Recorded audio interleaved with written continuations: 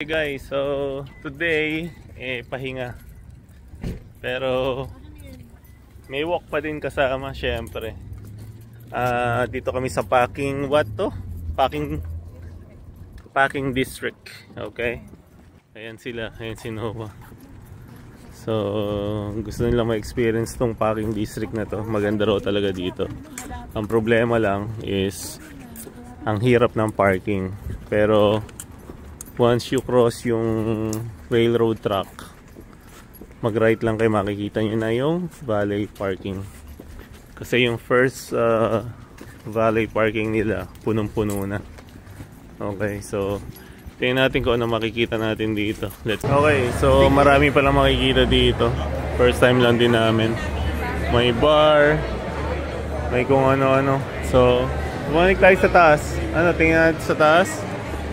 Ayan, oh. So galing kami sa kabilang side. So bumaba lang kami. Ngayon papanik naman kami. Okay, sa mga first timer here, ito makikita dito. So kanya-kanyang kuha ng pagkain. Kung ano magustuhan nyo, yun lang sa inyo. Yan. Okay, ito yung chicken shawarma ba yan? Yan.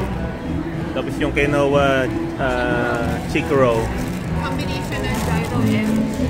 Combination ng gyro and chicken. So dito kami order sa Mangal. Yan. Tapos bahala na kayo maghanap ng pwesto nyo. Parang SM food court lang. Okay, so sulitin nyo na kung ano gusto nyo kainin dito para matry nyo iba-iba. Yun lang yun nandito. Okay. Pauwi na kami. So ayan sila, oh. Nag-enjoy ba? Yes! So, bibiyahin naman kami pa uwi. Pero, syempre, dadaan muna tayo kay Popo. Si Mr. Popo. Alam niyo na kung sino yun. Okay? So, salamat sa mga nag-alaga ng kalapati natin nung wala tayo. At salamat din sa Disneyland. Nag-enjoy ang lahat. Okay? Magkita-kita tayo sa mga susunod na buwan.